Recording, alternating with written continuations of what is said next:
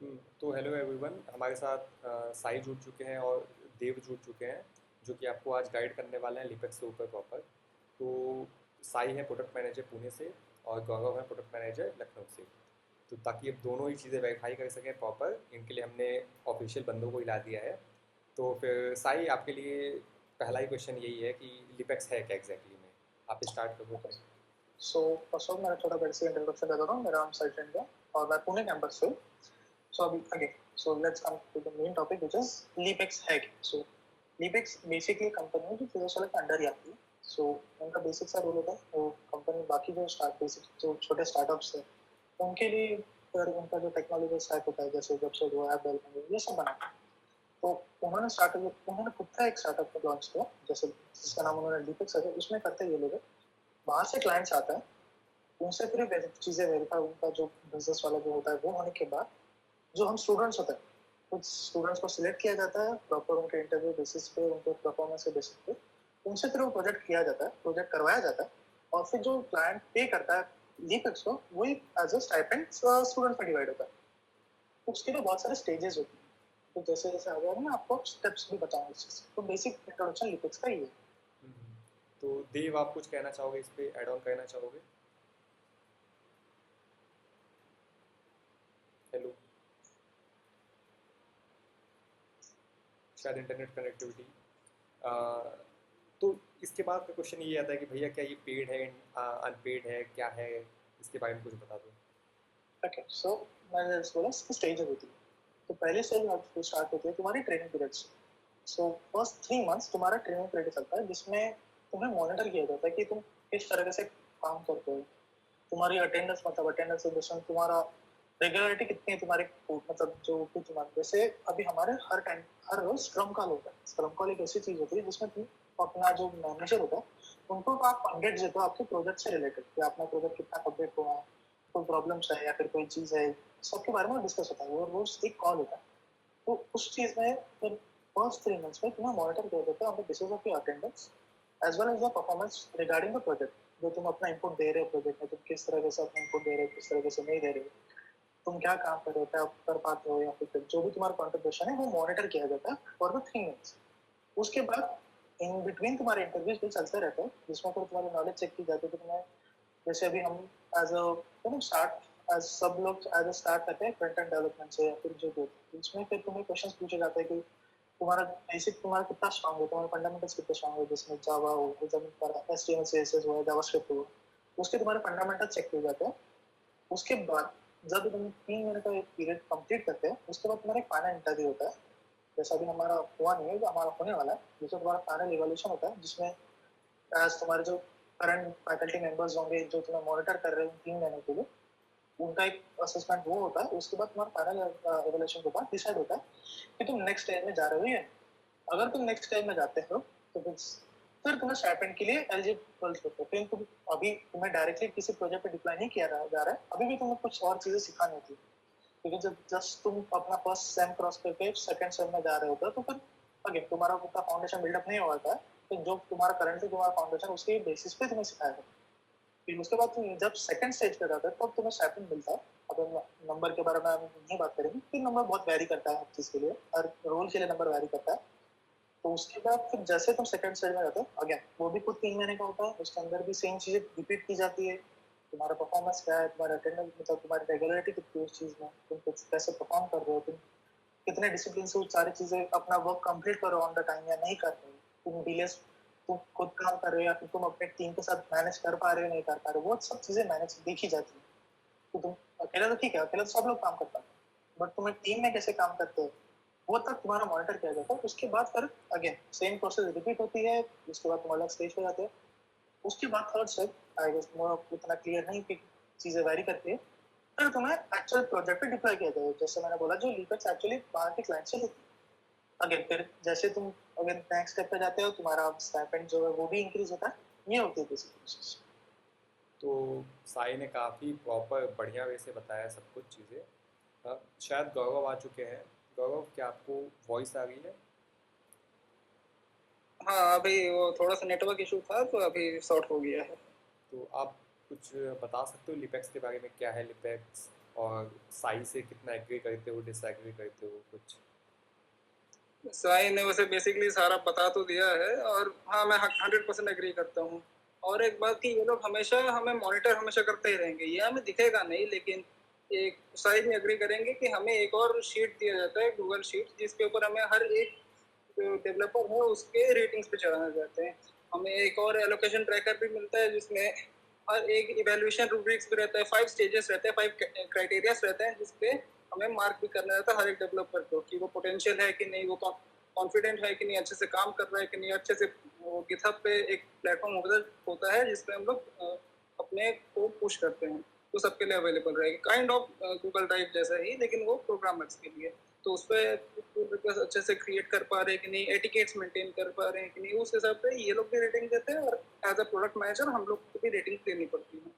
वो तो चलो कांस्टेंट लर्निंग हमेशा होती रहेगी। ये नहीं कि कम लोग डेवलपर्स, मतलब कम लोग सिलेक्ट हुए हैं तो प्रोफेशनलिज्म मेंटेन नहीं करेंगे, फ्रेंडलीनेस ज़्यादा करेंगे, ऐसा नहीं चलता है। क्योंकि हम लोग देखा जाए तो इंटर्नशिप कर रहे हैं, हमें सीखना अभी से ही है, और फ्रेंडली अगर एनवायरनमेंट है तो उसका हमें फ़ायदा उठाना है। ये नहीं कि गलत सेंस में नहीं उठाना है, लेकिन एज अ हेल्पफुल सेंस में उठाना है, वो भी सही है। तो ये हम लोग को याद रखना है कि अगर इंटर्नशिप हम कर रहे हैं, despite of being in a friendly environment, हमें एटिकेट्स फॉलो करने हैं। ये नहीं कि दोस्तों के चक्कर में हम लोग कुछ प्रोफेशनलिज्म दिखाई नहीं रहे हैं, कि जब कंपनी में जाएंगे, यही तो एक एक्सपीरियंस है जो हमें याद रखना चाहिए।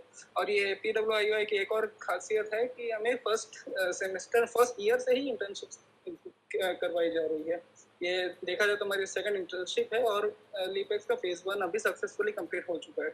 अभी और इंटरव्यूज होने वाले हैं, और इंटरव्यूज थोड़े से मतलब सही लेवल, तो वही प्रिपेयर से करना है। और साई को जितने भी ओवरऑल पर्सपेक्टिव दिया है, मैं उससे 100% एग्री करता हूँ। जैसे भी गौरव ने बोला कि इंटरव्यू सही लेवल का था, तो एक्चुअली सही लेवल पे इंटरव्यू होता है। जो क्वेश्चंस होते हैं वो अच्छे क्वेश्चंस पूछे जाते हैं, और इन्हें बस क्वेश्चंस का आंसर नहीं, उसके पीछे का कंप्लीट रीजन तक चाहिए होता है कि क्यों है इस क्वेश्चन का आंसर, क्यों ये आ रहा है स्पेसिफिक इसका। मतलब जैसे आपने भी आयुष, आपने भी इंटर्नशिप करी है, तो आपको भी पता होगा कि जब भी इंटरव्यू कोई भी क्वेश्चन पूछता है तो उसे बस आंसर नहीं चाहिए होता, उसको पीछे उसका एक्सप्लेनेशन तो चाहिए होता है। उस एक्सप्लेनेशन के बाद इंटरव्यू मोस्ट प्रोबेबली नए क्वेश्चन से जाने से पहले उसी क्वेश्चन की रिलेटेड एक राउंड ऑफ सवाल पूछता है। ये क्वेश्चन बहुत ज्यादा होता है कि वो सेम क्वेश्चन लेकिन थोड़ा वैल्यू, मतलब थोड़ा टॉप सिनेरियो चेंज कर लिया है, तो कुछ चीज वैल्यू चेंज कर ली, वही सेम क्वेश्चन के ऊपर घुमाते हैं, वो चीजें चलती है। तो उस हिसाब से तो देखा जाए तो वो जैसे गौरव ने बोला कि प्रोफेशनलिज्म मेंटेन होता है, तो वो करना होता है, क्योंकि उस पर भी तुम्हारे रेटिंग्स मिलती है। वो तुम्हें एटिकेट्स मैटर करते हैं। तुम जब स्क्रम कॉल्स की बात की, तो स्क्रम कॉल्स एज हम प्रोजेक्ट मैनेजर है, हमें तो आगे होना ही होता है, एज वेल एज जो हमारे जो टीममेट्स होते हैं उनको तक आगे जाके वो बोलना, उनका काम अच्छे से एक्सप्लेन करना। और एक चीज इसमें इंटरेस्टिंग ये है कि हम प्रोजेक्ट मैनेजर, इसका ये मतलब नहीं है कि हम कुछ नहीं करना, इवन हमें भी उस चीज में इन्वॉल्व होकर हमें भी कोड करना है, हमको भी वो करना पड़ता है। तो फर्स्ट स्टेज सबके लिए सेम ही होती है, जस्ट बिकॉज हम प्रोजेक्ट मैनेजर, इसलिए ऐसा नहीं कि हमें कुछ काम करना है, नहीं, हमें भी कोड करना है, हमें भी उस प्रोजेक्ट में उतना ही इन्वॉल्व होना है। हाँ, हमें तो दिन छोटे मोटे एक्स्ट्रा काम होते हैं, जैसे मीटिंग्स अरेंज करना, या फिर जैसे रेटिंग्स देनी होती है वो करना, ये सब चीजें चलती है। मैं तो आपने मीटिंग्स के बारे में बताया, तो क्या आप बता सकते हो कि मीटिंग्स कैसे होते हैं? प्रोफेशनल मीटिंग होते हैं या फिर नॉन प्रोफेशनल होते हैं कुछ? सो स्टार्ट होता है कि जैसे ही हमारा कॉलेज खत्म होता है, उसके बाद हमारा स्क्रम कॉल होता है, उसे स्क्रम कॉल कहा जाता है।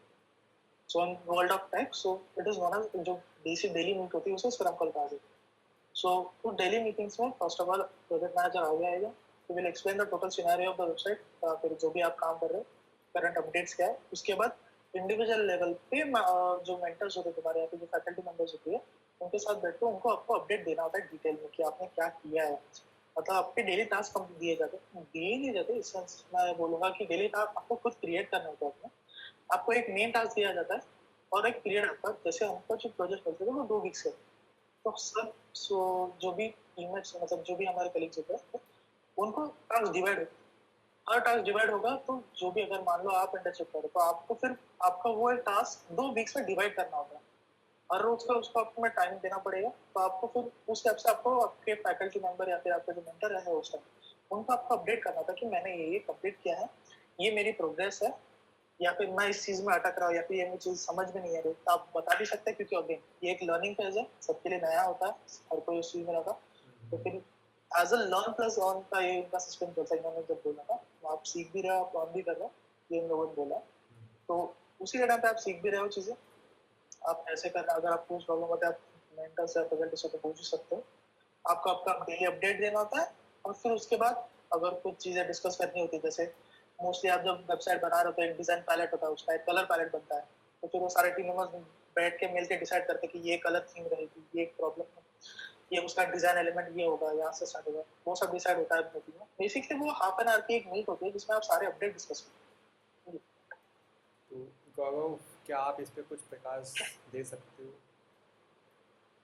बिल्कुल दे सकता हूँ। वैसे साई ने ओवरऑल बता तो दिया, लेकिन एक और चीज़ जो मैं स्टूडेंट्स को बताना चाहूँगा जो भी इंटर्नशिप के लिए अप्लाई करने वाले हैं, हमेशा ज़रूरी नहीं कि जब आप काम कर रहे हो, आप काम कर रहे हैं लेकिन उसके लिए आपको क्रेडिट्स मिलेगी। इसीलिए ये भी ज़रूरी है कि आपने जो काम किया है, फॉर एग्जांपल मैंने किसी डेवलपर को असाइन किया है कि ये डिज़ाइन कार्ड्स बना के देने, डिस्प्ले कार्ड्स बना के देने, उसने काम किया ठीक, लेकिन अभी प्रोडक्ट मैनेजर को, मतलब उसका जो सीनियर पोस्ट पे जो ऑफिसर बैठा है, उसको अपडेट नहीं किया।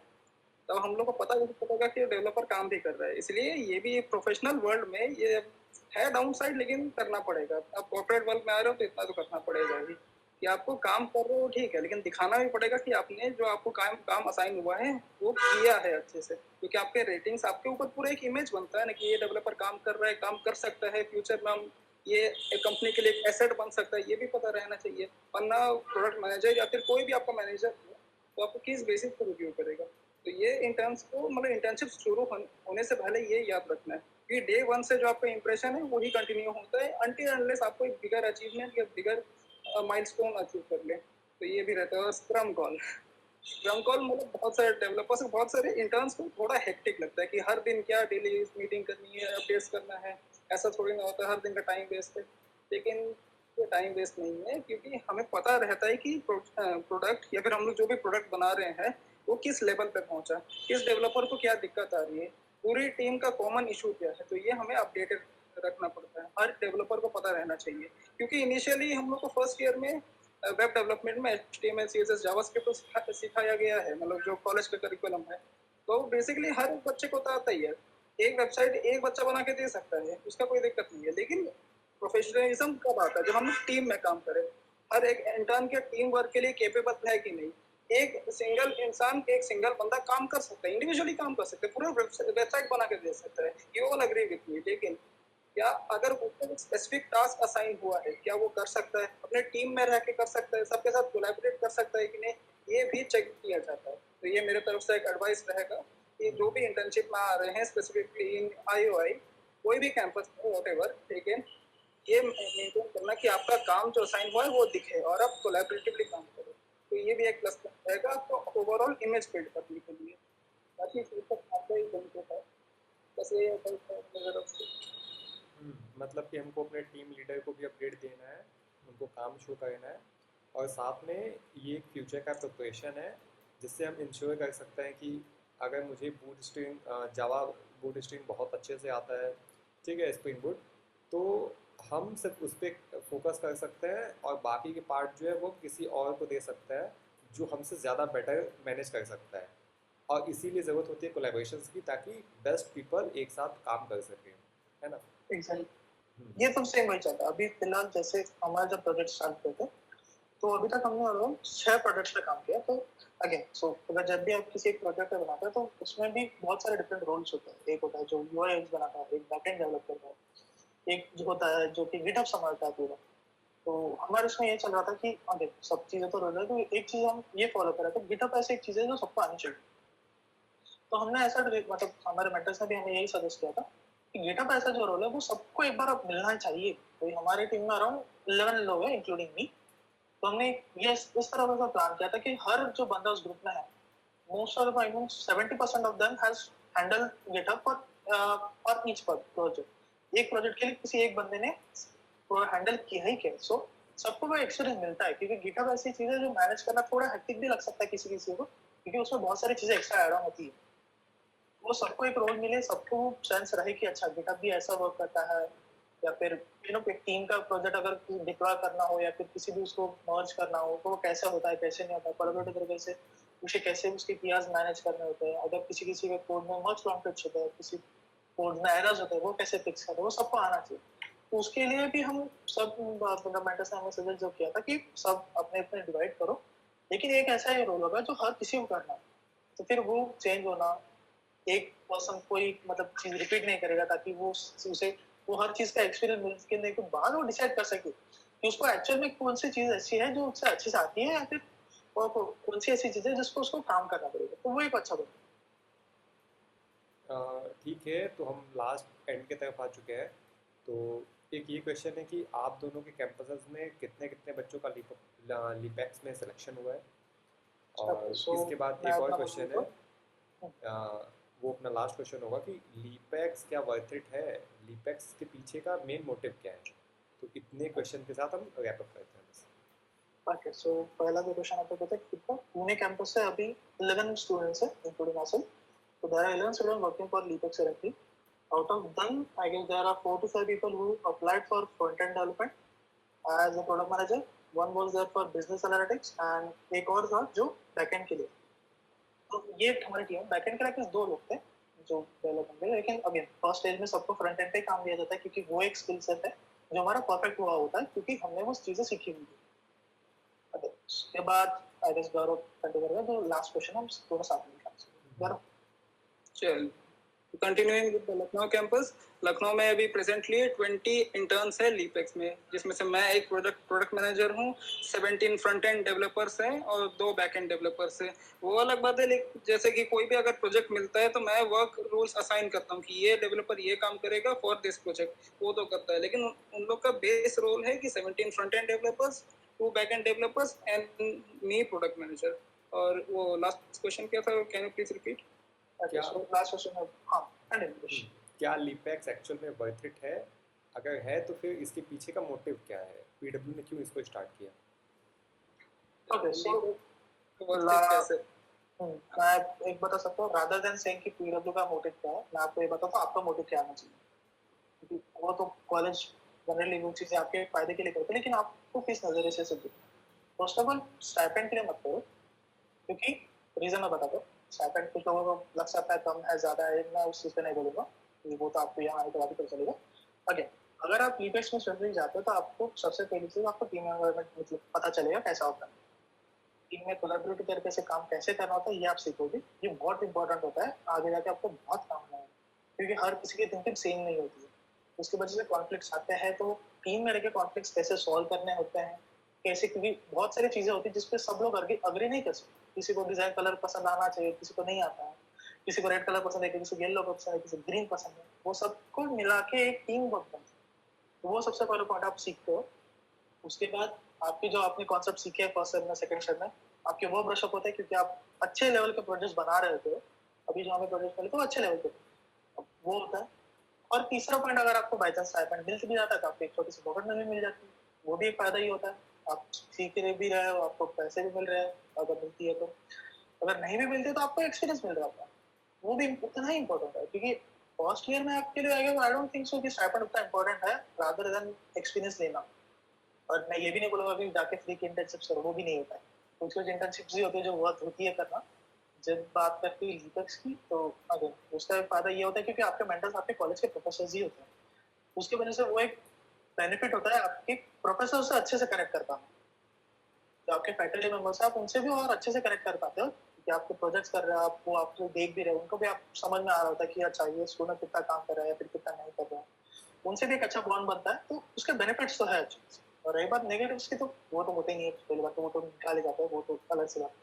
फिलहाल तुम पॉजिटिव पे जाते थे, टाइम तुम्हारा अच्छा इन्वेस्ट हो रहा होता है क्योंकि तुम चीजें सीख रहे होते हो। हाँ, अगर तुम्हें इंटरेस्ट नहीं, तुम जबरदस्ती दूसरा पेपर तुम लोग नेगेटिव पॉइंट्स निकालोगे उस चीज में से, वो तो बात नहीं है। ये कुछ उसके बेसिक पॉजिटिव थिंग्स है जो मुझे लगा। ओके, तो गौरव आप कुछ बताओगे? कंटिन्यूइंग की पॉजिटिव्स और नेगेटिव्स की, पीडब्ल्यू को क्या मोटिव है उससे हमें चलो अभी उतना मतलब नहीं होना चाहिए, हमें खुद का मोटिव देखना चाहिए। ये बहुत सही पॉइंट था। हम लोग फर्स्ट ईयर में ही अगर आ रहे हैं, हम लोग को इंटर्नशिप मिल रही है, कि rather than thinking about the stipend कि कितना पैसा मिलेगा, ये अभी अपना प्रायोरिटी नहीं होना चाहिए। हमें फर्स्ट ईयर में मिल रहा है, हमें एक्सपीरियंस गेन करना, हमें सीखना है। हमें काम सीखना है, वो हमारा प्रायोरिटी रहना चाहिए। स्टाइपेंड चलो और 3 साल है, हम लोग अच्छे से कमा लेंगे और आप लोग को पता भी चलेगा कि आपके अंदर जो स्किल है, for example front end development ही अगर आप लोग कर पा रहे हैं खुद से तो कैसे कर पा रहे हैं? अगर आपको करना भी है फ्यूचर में उसको एज़ अ करियर भी परस्यू करना है, तो वो आप कर पाएँगे कि नहीं, ये अच्छा खासा आपका एक्सपीरियंस आपको पता चल जाएगा।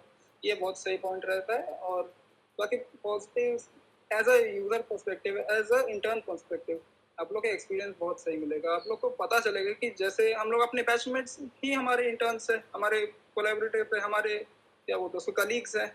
तो एज अ प्रोफेशनल इन्वायरमेंट अगर हमारे बैचमेट ही जिससे हम लोग हर दिन बात करते हैं, हर दिन जो भी कांड करते रहते हैं, उसको एज अ कलीग अगर प्रेजेंट करना है इन रियल लाइफ, तो हमें उसके साथ कैसा व्यवहार करना है, कैसा बिहेवियर करना है, तो ये एक स्किल हमारे अंदर डेवलप होता है।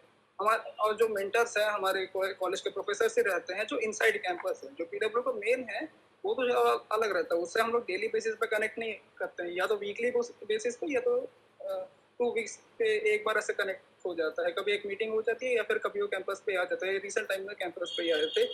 लेकिन जो हमारे कलीग बोल रहा हूँ मेंटर हैं, वो तो हमारे कैंपस के प्रोफेसर हैं। जैसे हमारे खुद के प्रोफेसर हमें बोलते हैं कि अगर कोई भी टॉपिक फॉर एग्जांपल पता नहीं चल रहा है, जो हमारा एडवांस जावास्क्रिप्ट जो अभी सेकंड सेम में हुआ था, उसमें कोई अगर कॉन्सेप्ट हम लोग को समझ नहीं आ रहा है, तो उस पे अलग से हम लोग खुद डिसाइड करके उनको अप्रोच करेंगे कि ये सेशन हम लोग का सर ले लीजिए, ताकि हमें ये कॉन्सेप्ट अच्छे से रिवाइज हो सके, हमारा प्रैक्टिकल एप्लीकेशन इम्प्लीमेंट हो सके। तो ये भी एक प्लस पॉइंट रहता है कि हमारे कॉलेज के प्रोफेसर्स भी है। और ऊपर से एक और चीज़ जो आईओएस स्टैंड आउट करता है कि यहाँ के प्रोफेसर्स इतने फ्रेंडली हैं, आप कभी भी जाइए, वो ये नहीं कि चिड़े हुए मिलेंगे कि ये काम नहीं करना, अभी फ्री टाइम में ऐसा कभी नहीं मिलेगा। तो कभी भी जाइए आप, वो हमेशा हेल्पफुल रहेंगे ही रहेंगे।